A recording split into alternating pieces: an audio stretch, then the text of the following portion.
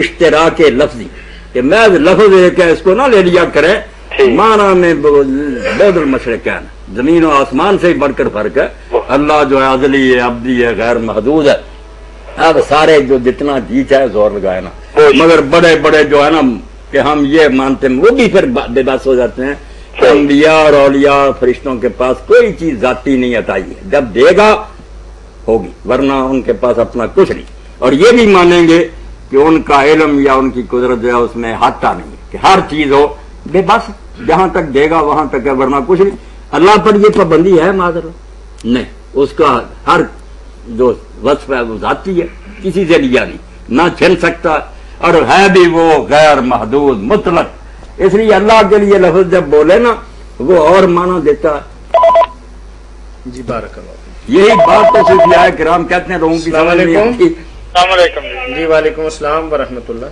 محترم یہ ایک سوال پوچھنا تھا جی کہ اگر بندے کی نماز جو ہے وہ فجر کی قضا ہو جائے تو وہ صبح جو ہے وہ اشراق کے بعد ادا کرنی چاہیے یا فوراً ہی جب بھی اس کا ٹائم ملے تو وہ اس کو ادا کر سکتا ہے؟ جی مولانا جواب دے رہے ہیں. جی مولانا. میرے بھائی جس کی نماز رہ گئی نا فجر کی وہ وقت پر جاگ نہیں سکا وہ جب جاگا نا وہ نہیں دیکھے گا کہ سورج نکل رہا ہے یا اشراق کا وقت ہے. یعنی یہ ساری چیزیں ہیں نفل نمازوں کے لیے. جس کی اثر ہی رہتی ہے یا فجر ہی رہتی ہے نا وہ تو ایک رکعت سورج اندر باہر ہو اس وقت بھی پڑھ لے قضا سے بچ گیا گناہ سے اس کو نہ رعایت مل گئی. یہ خود حضور نے فرمایا کہ ایک رکعت اور اگر دونوں میں نکل گئی ہیں جب جاگے اب نہ دیر کرے اب جتنی دیر ہو وہ کرے گا اس میں مجرم ہوگا. آپ نے فرمایا کہ اگر کوئی شخص سوتا رہ جائے یا اس کو یاد نہ رہے جب یاد آئے یا جب وہ جاگے اسی وقت فوراً پڑھ لے یہ اس کی ادائی ہے قضا نہیں.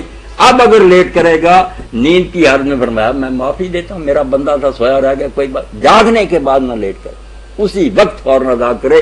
اور اسی طرح جب یاد آئے یہ وقتوں کی باتیں جو نا اثر کے بعد نہیں فلانے یہ سب نفلوں کی باتیں کہ نفل جو ہے نا وہ نہیں پڑھے جا سکتے. جس کے ذمہ قرض باقی ہے وہ جلدی کرے کوئی پتہ زندگی. اور اس کے لیے توبہ کے نفل پڑھنے ہاں صلاۃ التوبہ بھی اللہ کے رسول اللہ علیہ وسلم نے فرمایا کہ جب آدمی سے گناہ ہو جائے تو وضو کرے اور 2 رکعت نماز پڑھے اللہ سے معافی مانگے. توبہ کے 2 رکعتیں بھی نا ثابت ہے بالکل. صوفیہ کی بات آپ بتا رہے تھے آیت صوفیہ پر جب اللہ کی عظمت کا انکشاف ہو نا کہ اللہ اللہ ہے. اچھا چلیے کٹ گئی کال. یہ بے ادبی نہیں گستاخی نہیں کچھ بھی نہیں. جب ہم میں ہوگا نا مراتب کا بیان تو ٹھیک ہے نبی عرش پر ہے ہم تحت سرا سے بھی نیچے اور اسی طرح دوسرے یہ شانیں ہماری آپس میں ہیں. جب اللہ سے مقابلہ ہوگا نا توبہ مقابلہ کا یہاں تو نام بھی نہیں لینا چاہنا کسی کا نہیں لینا چاہیے. یہی صوفی سمجھ گیا کہ آپس میں یہ سب کچھ ہیں خدا کے سامنے کچھ نہیں. لا موجود ہے اللہ وہاں کس کا ذکر کریں کہ نبی ہے یہ دوسرا وہ تو اس کا حکم ہے اس نے چاہا ہے ابھی مٹا دے ختم کر دے. اور اسی جلال میں اللہ نے قرآن میں کہا کہ تم عیسیٰ ابن مریم کو خدا کا بیٹا کر دے. میں اگر ابن مریم کو اس کی ماں کو اور سارے جہان کو ہلاک کروں کون میرا ہاتھ پکڑ سکے. کتنے سخت الفاظ کہ کن کو لیے پھر تم میرے مقابلے میں لاتے ہو. جی السلام علیکم. السلام علیکم. جی جی وعلیکم السلام. ایک ہمارا مسئلہ ہے وہ عام لوگوں کو شاید درپیش نہ ہو لیکن قرآن و حدیث کی روشنی میں کوئی اس کے بارے میں پوچھنا تھا مولانا صاحب سے. ظاہر ہے وہ قرآن و حدیث کی روشنی میں ہی بتائیں گے کہ وہ میرے کزن ہے ان کا ایک جوان سال بیٹا تھا وہ بےچارے فوت ہو گیا ہے تو ان کو پتی بے اطمینانی سی اور وہ اپنے آپ کو خود گلٹی فیل کر رہے ہیں کہ شاید میں اپنے بیٹے کے لیے کچھ کر نہیں سکا. تو کوئی ایسی کوئی وظیفہ یا کوئی ایسا کوئی ورد یا کوئی آپ جو مناسب سمجھیں وہ نماز پڑھتے ہیں لیکن وہ 24 گھنٹے نا ان کا خیال چونکہ بڑا ماشاءاللہ خوبصورت تھا ینگ تھا اور ابھی بلومنگ ایج میں تھا 23 سال کا تھا تو بڑی پریشانی گھر میں بنی ہوئی ہے اور صف ماتم بچھی ہوئی ہے کیونکہ اس نے اپنی پسند کی شادی کی تھی وہ بچی بھی اس کے ساتھ چلی گئی اور پھر سمجھ نہیں لگی کہ وہ اس کی ڈیتھ کیسے ہو گئی. وہ ایک معمہ سا بنی ہوئی ہے اور گھر والوں کو بڑی پریشانی ہے کہ چلو اگر ہم مان جاتے تو شاید ایسے ہو جاتا. ان کے سکون قلب کے لیے اگر کوئی آپ بتا دیں. میرے بھائی آپ کی بات میں نے سن لی.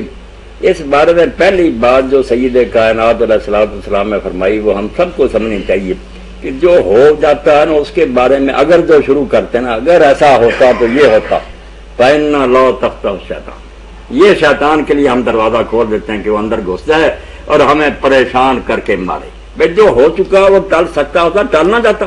اس لیے اگر نہیں کہنا چاہیے کہ اگر ہم مان جاتے تو یہ ہوتا ہے، یہ تو سمجھائیں گھر والوں کو کہ اگر یہاں کوئی نہیں ہے، جو ہو گیا وہ ہونا تھا ہو گیا۔ اس لیے ایک تو یہ بات رسول کریم علیہ السلام کی اگر ہم سب پلے باندھ لیں کہ آئندہ کے لیے سوچ سکتے ہیں کہ ہمیں یہ کرنا چاہیے، یعنی بنائے منصوبے، سوچے، عقل سے کام لیں، مگر جو ہو چکا ہے وہ اب لوٹ سکتا کہنا لو تخت شیطان، یہ اگر جو ہے صرف شیطان کو موقع دینا ہے کوئی بات نہیں۔ ایک تو یہ سمجھیں کہ کہیں انہیں تسلی کرے، اس نے مرنا تھا، مر گیا، کوئی طریقہ اس کو بچا نہیں سکتا۔ دوسری بات جب صدمے کی، یہ تو میرے بھائی بالکل فطری بات ہے، اتنا پیارا بچہ اور جوان جو تھا وہ بچھڑ گیا، یہ صدمہ تو ایک ایسی بات ہے کہ اس کو ہم برا نہیں کہہ سکتے، نہ دین اس کے خلاف ہے، نہ اس کو نہیں کوئی بھی غلط کہہ سکتا، مگر اس صدمے کو اتنا بھی نہیں بڑھانا چاہیے کہ ہر وقت اب روتے چیختے رہیں، سمجھ لینا چاہیے۔ ایک عرب شاعر ابو العطیہ کہتا ہے اپنے ممدوح کو، اس کا بیٹا بھی تھا، محمد تھا اس کا نام، وہ فوت ہو گیا، سردار اور امیر تھا، تو اس نے شاعر نے جب اس کو سمجھایا تو اس میں آخر میں یہ کہتا ہے وَإِذَا ذَكَرْتَ مُحَمَّدًا وَمُصَابًا، جب بھی تو اپنے بیٹے محمد کو یاد کرے اور اس کی مصیبت کو یاد کرے، فَاذْكُرْ مُصَابَكَ بِالنَّبِيِّ مُحَمَّدٍ، تو اس وقت سوچ کہ میں اس محمد کو رو رہا ہوں جو ہمارے نبی تھے، اللہ کے محبوب، وہ نہیں دنیا چھوڑ کر، ان کی موت کو یاد۔ حضور نے خود بھی حدیث میں فرمایا کہ جس کو صدمہ پہنچے وہ میرے صدمے کو یاد کرے کہ اپنے آپ کو مطمئن کرے کہ دنیا میں ہمیشہ کوئی رہ سکتا، میں نہ رہتا، دنیا کی جانے کی ہے، باقی اس کو دعا سکھائیں، بھائی کو، گھر والے بھی پڑھیں، وہ حدیث پاک سے بھی مل جائے گی۔ میں بھی بول دیتا ہوں جو آپ نے ام سلمہ رضی اللہ تعالیٰ عنہ کو بتائی جب ان کے خاوند شہید ہو گئے کہ ام سلمہ یہ پڑھا کرو، تو اللہ نے ان کی سن بھی لی، حضور جیسا خاوند انہیں مل گیا۔ بہت آرہ دعا انا للہ و انا الیہ راجعون اللہم اجرنی فی مصیبتی واخلف لی خیرا منہا، یہ دعا جو ہے نا یہ پڑھنی چاہیے، مشکات شریف سے مل جائے گی جہاں بھی ابواب میں یہ موت کے، اللہم اجرنی فی مصیبتی، اجرنی نہیں پڑھنا، ما اجرنی، اللہ مجھے اجر دے، اللہم اجرنی فی مصیبتی واخلفنی خیرا منہا، اس سے بہتر ہمیں کوئی نعمت بدل دے۔ تو یہ دعا میرے بھائی نا یاد کر کے نوٹ کر کے پڑھنا شروع کریں، انشاءاللہ اللہ قلب کو تسکین دے دے، اس صدمے پر اللہ انہیں نا صبر کی توفیق دے۔ جی بارک اللہ فیک۔ آپ حضرت عیسیٰ اور حضرت مریم کے حوالے سے اللہ تعالیٰ کے غضب کی بات ہاں، سورہ مائدہ میں پڑھیں کہ اگر اللہ یہ چاہے کہ مریم کو اور اس کے بیٹے کو اور سارے جانوں کو ہلاک کر دے، کون اس کا ہاتھ پکڑے؟ تو صوفیہ کی بات میں کر رہا تھا کہ وہ یہی سمجھاتے ہیں، جی جی، جب ہم کہتے ہیں نا، وہ کہتے ہیں لا موجود ہے اللہ کے سوا کوئی نہیں، تو کافر یہ کہتے ہیں وہ ہر ایک کو خدا ہی کہتے ہیں، وہ ان بیچاروں کو ہر کوئی نظر ہی نہیں آ رہا، انہیں نہ اسحاق نظر آتا ہے، نہ اسماعیل نظر، وہ کہتے ہیں ہے ہی اللہ، یہ کچھ بھی نہیں، اس کا اذن اور حکم ہی۔ جی السلام علیکم۔ جی جی، مولانا صاحب سے بات کریں، آواز آہستہ کریں اور سوال پوچھیں مولانا۔ پہلے ٹیلی ویژن بند کریں نا، آواز تو آئے پوری۔